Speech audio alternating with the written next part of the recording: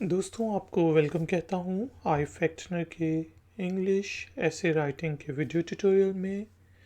इस video tutorial में हम ऐसे टॉपिक के बारे में बात करेंगे जिसमें आपसे आपका ओपिनियन पूछा जाता है कि आप इस कोई जो फ्रेज़ दी गई है, सेंटेंस दिया गया है, आर्गुमेंट दिया गया है, आप उससे एग्री करते हैं या डिसएग्री करते हैं, और उससे आप एग्री या डिसएग्री क्यों करते हैं।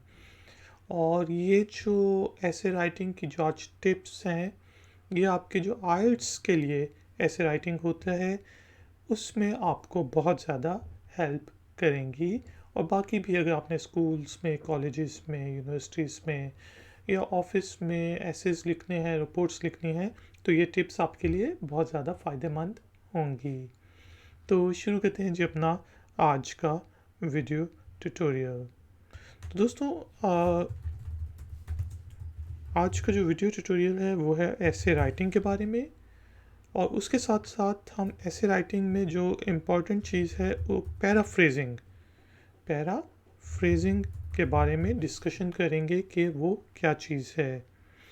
और हम ऐसे राइटिंग में किन एसेस को डिस्कस करेंगे जिसमें आपका ओपिनियन मांगा जाता है कि आप ये जो स्टेटमेंट दी गई है इससे एग्री करते हैं कि डिसएग्री करते हैं। जैसा लेट सपोज हमें एक स्टेटमेंट दी जाती है और उसमें कुछ इस तरह लिखा होता है कि लेट सपोज के trees are good for environment. Simple सा ये है। अब इसके लिए हमारा ओपिनियन पूछा जाता है कि आप इससे एग्री करते हैं कि डिसएग्री करते हैं। लेट सपोज अब आपने अपना जो है ऐसे शुरू करना है, तो उसमें आप इस तरह लिख सकते हैं कि I agree that trees are good for environment. तो क्या मुझे अपना ऐसे इस तरह शुरू करना चाहिए कि नहीं?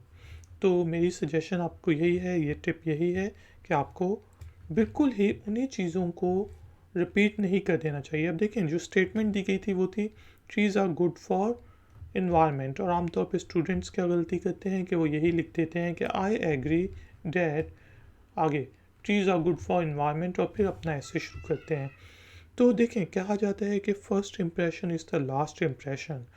तो अगर आप उस चीज़ से एग्री करते भी हैं तो आपको ये जो trees are good for environment लिखा हुआ है इस चीज़ को पैराफ्रेज करना होगा, यानी कि आपने उसी चीज़ को उससे बेटर वर्ड्स में या अपने वर्ड्स में लिखना होगा।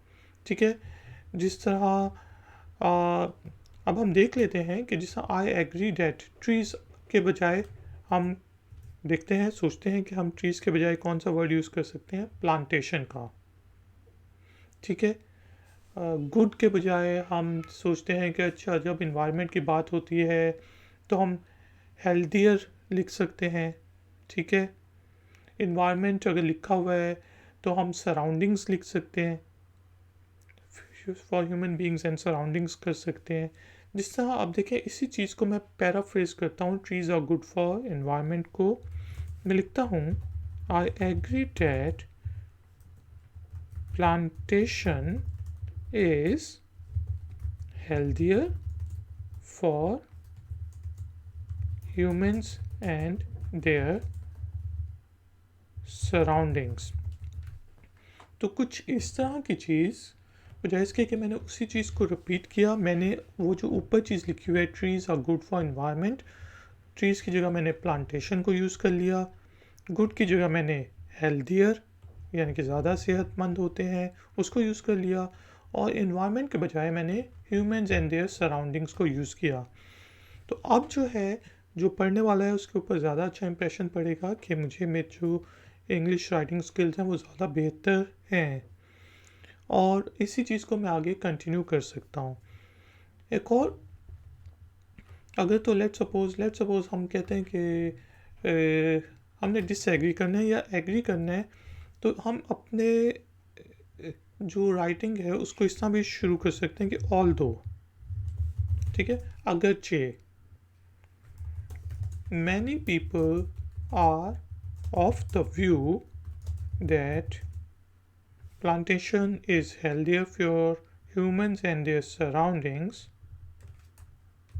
ठीक है, इस तरह के अगरचे बहुत से लोग ये इस व्यू पॉइंट ऑफ व्यू से हैं कि plantation is healthier for humans and their surroundings, but I think that, ठीक है, और आगे आप अपना आर्गूमेंट पेश कर सकते हैं. I think that we should be planting trees according to the local environment. यानी कि ये नहीं है कि जिस तरह हम क्या करें कि भाई सफ़ेदे का दरख्त जो है वो जी बहुत जल्दी फिलअप होता है, तो हम अपने पॉलिटिकल एजेंडा को हासिल करने के लिए हर जगह सफ़ेदे के दरख्त लगा देंगे, 2-3 सालों में बड़े हो जाएंगे और लोग कहेंगे कि यार ये तो बड़ा ज़बरदस्त है, जबकि वो सफ़ेदे का दरख्त जो है वो इतना ज़्यादा पानी खींचे कि हमारे बाकी जो प्लांटेशन है उसको नुकसान होना शुरू हो जाए. तो आप इस तरह बेसिकली अपने आर्गूमेंट को शुरू कर सकते हैं कि although many people are of the view that plantation is healthier for humans and their surroundings, but I think that we should be planting trees according to the local environment, के local environment के मुताबिक trees plant करने चाहिए, या trees ऐसे plant करने चाहिए, long term को सोच के करना चाहिए. ये नहीं कि शॉर्ट टर्म में जी 1000 पौधे लगा दिए, बड़े हो गए और अगली दफ़ा वोट लेके फिर आ गए, नहीं. तो इस तरह की चीज़ों को आप फिर आर्ग्यू कर सकते हैं. और ये जो चीज़ थी इसको कहते हैं जी पैराफ्रेजिंग, कि आप उसी स्टेटमेंट को डिफरेंट तरीके से पैराफ्रेज करके लिखते हैं, और उससे ये होगा कि जैसे आप लिखना शुरू करेंगे ऐसे, तो फिर आप अच्छे तरीके से लिख सकेंगे. तो ये था पैराफ्रेजिंग के ऊपर एक छोटा सा ट्यूटोरियल. नेक्स्ट ट्यूटोरियल के अंदर मैं आपको और टिप्स दूंगा कि आप ऐसे में अपने आर्ग्यूमेंट्स को कैसे पेश करते हैं. थैंक यू वेरी मच कि आपने मुझे इस ट्यूटोरियल के लिए ज्वाइन किया. वीडियो को लाइक ज़रूर करें, शेयर ज़रूर करें और चैनल को सब्सक्राइब करें. कोई क्वेश्चन है, कोई कमेंट है तो नीचे दिए गए कमेंट बॉक्स में ज़रूर लिखिएगा. मैं हूँ आई फैक्टनर, मिलूँगा आपसे कौन है वीडियो ट्यूटोरियल में. Until then, take care, keep learning, keep enjoying. Good day.